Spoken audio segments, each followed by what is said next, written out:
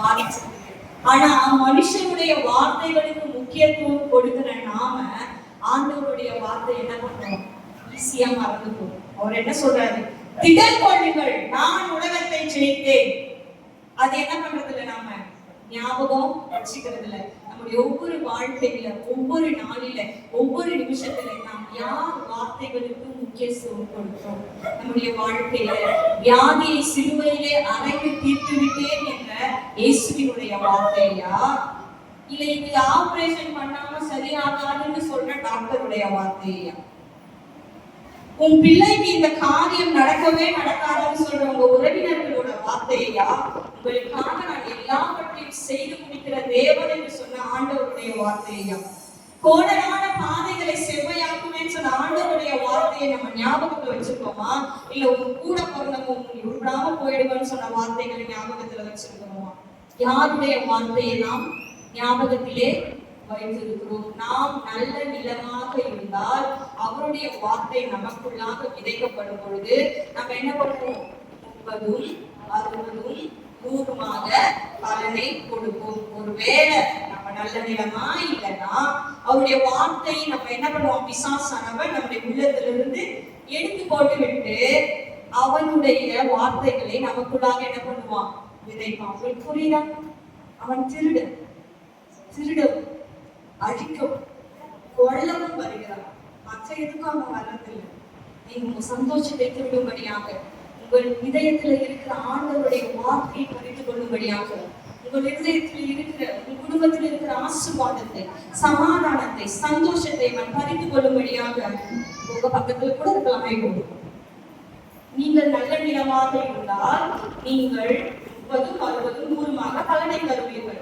நீங்க நல்ல நிலம்ன்றத பாஸ்டரையாக தெரியும், ஊழியம் செய்கிற பாஸ்டரையாக தெரியும். அவர் சொல்ல மாட்டார், ஓகே சிஸ்டர் ஆசீர்வாதமா இருக்காங்க, அப்ப அவங்க யாரு? நல்ல நிலம். ஏன்னா ஆண்டவர் கொடுத்த வசனங்கள், வார்த்தைகள் அவர்களுக்குள்ளாக சொல்லி பலன் கொடுக்கிறது. ஒருவேளை நம்ம நல்ல நிலமாக இல்லைன்னா என்ன பண்ணுவோம்? பிசாசானவன் வார்த்தைகளை திருடி கொண்டு போயிடுவான். மனுஷனுடைய வார்த்தைகள் நம்மளை என்ன பண்ணுவோம்? காயப்படுவோம். எல்லாம் ஓகே சிஸ்டர், இப்பொழுது நான் கவலையாக இருக்கிறேன், பிரச்சனையாக இருக்கிறேன்.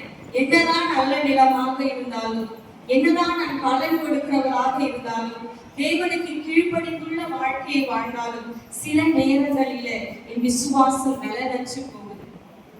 ஆண்டவருடைய வார்த்தையை நான் கேட்காதபடிக்கு, அதற்கு செவி கொடுக்காதபடிக்கு பிசாசானவன் அநேக நெருக்கங்களை கொண்டு வரான். இது என்னால மீண்டே வர முடியாத பிரச்சனை அப்படின்னு சொல்லி நம்ம நினைக்கும் பொழுது ஆபிரகாமை எடுத்துக்கொள்ளுங்க.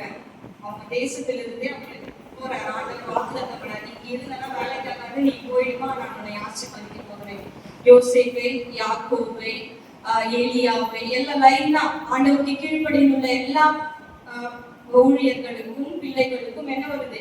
பிரச்சனைகள் வருது. எல்லாரும் அவருடைய பிரச்சனத்தினால, பரிசுத்த ஆவியினால அதை மேற்கொண்டு வராங்க. உங்களுக்கு ஒரு சூழ்நிலை தரேன். இப்போ சாப்பாடு இல்லைன்னா அதை நம்மளால மேற்கொள்ள முடியும்.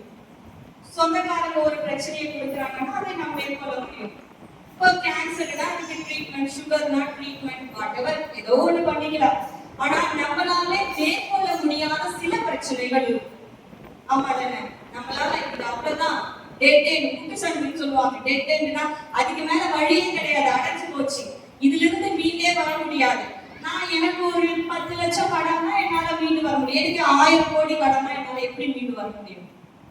டெட் எண்ட் உங்களுக்கு புரியுதா? அவ்வளவுதான், முடிந்து போகுது அப்படின்ற ஒரு சூழ்நிலை, அப்படிங்கிற ஒரு கஷ்டம் வரும் பொழுது நீங்க என்ன செய்யணும்னு சொல்லிட்டு நான் உங்களுக்கு சொல்லிட்டேன். கத்துக்கிறீங்களா? எத்தனை பேர் ரெடியா? வாழ்க்கையில என்னால இதுக்கு மேல பலனே இல்லை, என்னால இதுக்கு மேல முடியவே முடியாது, யாராலும் எந்த மனுஷராலும் எனக்கு உதவி செய்யவே முடியாது, இந்த சூழ்நிலையிலிருந்து என்னால வெளியவே வர முடியாது என்று நீங்க மாட்டிக்கொள்ளுகிற வேலையில நீங்கள் எப்படி தப்பிப்பது என்பதை நான் உங்களுக்கு என்ன சொல்ல போறேன்? சொல்லிக் கொடுக்க போகிறேன். வேதாகமத்திலே மோசே நம்ம எல்லாருக்கும் தெரியும்.